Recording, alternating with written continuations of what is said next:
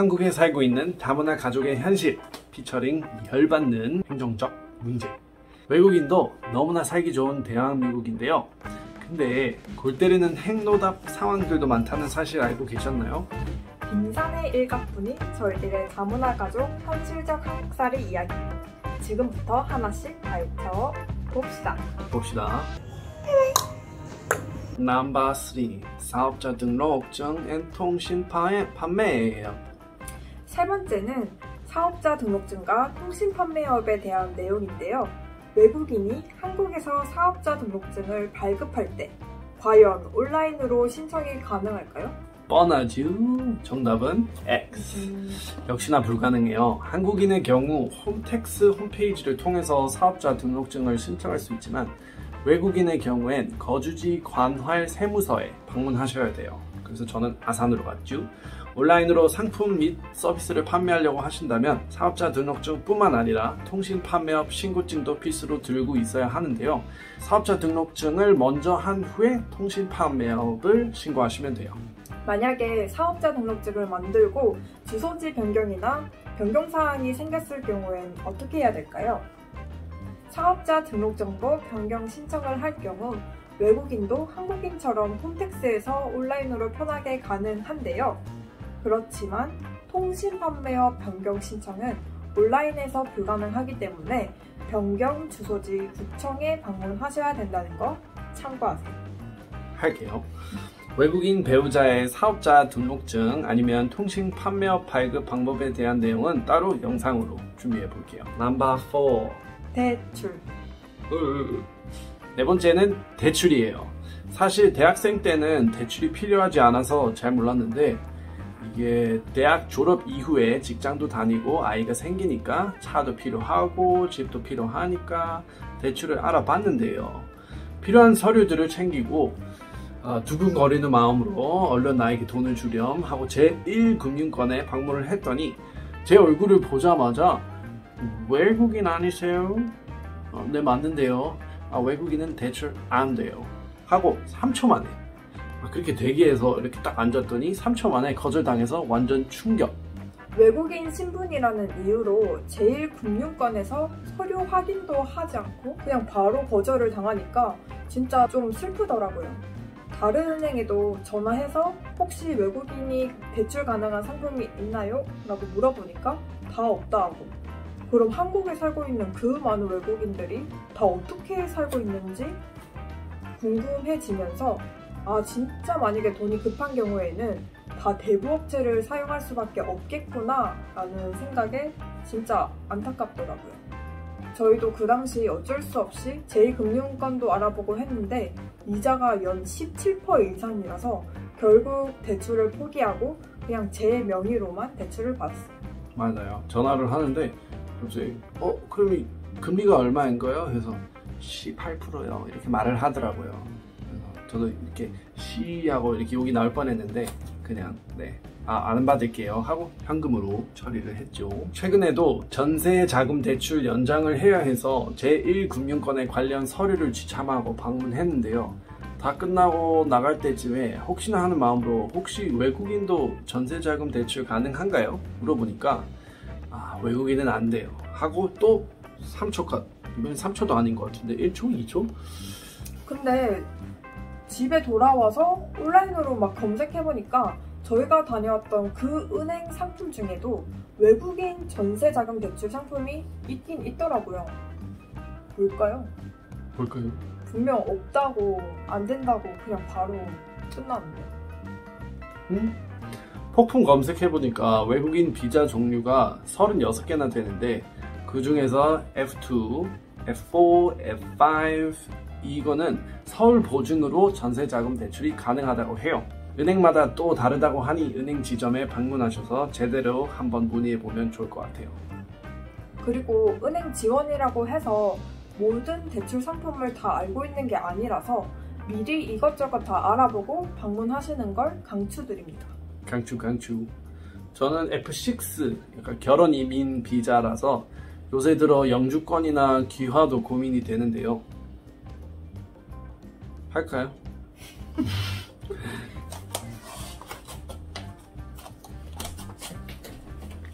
넘버 5. 혼인신고, 결혼비자 발급. 5번째는 바로 결혼비자 발급이에요. 저희는 대학생활 중에 혼인신고를 했는데요. 혼인신고할 때는 생각했던 것보다 절차가 되게 간단해가지고 이게 맞는 건가 싶었는데요. 참고로 혼인신고는 국가별로 신청 절차가 다르기 때문에 한번 참고해 보시고요. 혼인신고와 결혼비자 발급에 대해서는 따로 영상으로 한번 준비해 볼게요. 대학 졸업 후에 학생 비자에서 결혼 비자로 바꾸기 위해 결혼 비자를 알아보다가 너무 스트레스를 받았었는데요. 혼인 신고하는 건 너무 쉬웠는데 결혼 비자 받는 게 진짜 힘들어요. 이등 같은 경우엔 대학교 졸업하자마자 취업을 하고, 저 같은 경우엔 대학교 졸업하자마자 창업을 했는데요. 그래서 당연히 창업을 한 직후였기에 작년 소득이 없는 상태였어요. 그런데 결혼비자를 취득하기 위해서는 한국인 배우자의 소득증명 서류가 필수라고 해가지고 그때 엄청 당황했었어요. 제 소득은 상관없었고, 더 알아보니까 임신을 하거나 아이가 있는 경우에는 관련 서류를 제출하면 혼인의 진정성이 인정이 돼서 F6 결혼비자 발급이 가능하더라고요. 다행히, 정말 다행히 그 당시 임신 중이었어가지고 겨우 결혼비자를 받을 수 있었어요. 만약에 한국인 배우자가 소득이 없거나 혹은 적거나 아이가 없는 경우라면 결혼비자를 받기가 사실상 어려운 것 같아요. 그래서 이 부분은 외국인 배우자가 직장이 있거나 소득 증빙이 된다면 대면 면접이라든지 뭔가 좀 보완 장치가 있으면 좋지 않을까 하는 개인적인 생각입니다. 그렇죠. 그리고 F6 결혼비자 갱신도 해야 된다는 점. 갱신하는 방법은 관련 서류 지참해가지고 출입국 가서 하면 되는데요. 무조건 하이코리아 홈페이지에서 방문 예약하고 가셔야 한다는 점 참고해주세요. 넘버 6. 여권 갱신. 6번째는 바로 여권 갱신이에요. 이등 같은 경우엔 한국에서 21년째 거주 중이고 코로나로 해외를 갈 수가 없었다 보니까 그냥 여권에 대해서 별로 생각 없이 살고 있었는데요. 근데 어느 날 갑자기 잘 살고 있었는데 여권 재발급하고 출입국 사무소에 변경 신고를 안 했다고 벌금을 내야 된다는 우편 같은 게 날라온 거예요. 그때만 생각해도 완전 깜놀, 완전 심장이 벌렁벌렁. 알고 보니까 외국인의 경우엔 여권 갱신이나 재발급을 하고 나서 15일 이내로 체류지 관할 출입국 사무소에 방문하거나 하이코리아 홈페이지에서 변경 신고를 해야 됐더라고요. 여권뿐만 아니라 외국인의 경우 자신의 성명, 성별, 생년월일, 국적 등이 변경됐을 때 15일 이내로 신고하셔야 돼요. 신고 안 했던 기간 동안 벌금이 중과된다고 하니까 그때 완전 쫄았답니다. 벌금 같은 경우에는 3개월 미만은 10만원, 3개월 이상 6개월 미만은 30만원, 6개월 이상 1년 미만은 50만원, 1년 이상은 100만원이. 진짜 속상한 마음을 달래가지고 출입국 사무소에 방문을 했는데 다행히 일정 부분을 감면을 일단 해주긴 했지만 그래도 큰 돈을 내야 했어요.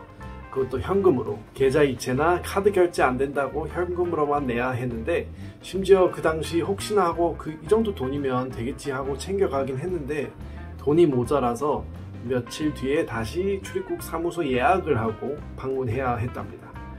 여권 갱신 신고 의무라고 과태료 대상이 되기 전에 미리 우편이나 문자, 이메일 등으로 알려줬으면 좋지 않을까 하는 큰 아쉬움이 남네요. 여러분은 꼭 기억해 두시고 절대 과태료 내지 마세요. 넘버 7. 출입국 사무소. 마지막은 바로 출입국 사무소예요. 외국인의 경우 외국인 등록증 발급이나 체류기간 연장, 체류 자격 변경, 근무처 변경 신고 등의 행정적인 업무가 필요한 경우 관할 출입국 사무소에 방문해야 되는데요. 방문하는 사람들이 너무 많기 때문에 방문하기 며칠 전부터 하이코리아 홈페이지에서 미리 예약을 하고 가셔야 돼요. 네, 며칠도 아니고 한 달 전에 예약하는 게 가장 안전하고 옛날에는 예약 없이 가서 번호표 뽑고 1시간 기본으로 기다리곤 했었는데 요새는 코로나 때문에 그런지 거의 예약제로 진행하고 있는 것 같아요. 물론 다 그런 건 아니겠지만 출입국 사무소에 계시는 직원들이 이렇게 막 친절한 편은 아니고 말투나 표정이 좀 뭐랄까 대체적으로 불친절하게 느껴지기 때문에 방문하실 때 마음의 준비를 꼭 하고 가시기 바랍니다. 자, 지금까지 저희 영상을 시청하셨다면 아마 저희 말에 어느 정도 공감하셨다는 뜻일 것 같은데요. 좋아요와 구독, 댓글 부탁드립니다. 오늘은 여기까지 하겠습니다. See ya! See ya. 맵집 외국인 마산 외국인 왜 마산 진짜 넘버 6 여권갱신. 국제 결혼을 준비하시든 아니든 결혼을 준비하신다면 꼭 알아야 되는 혼인신고 절차에 대해 한번 이야기해 볼게요.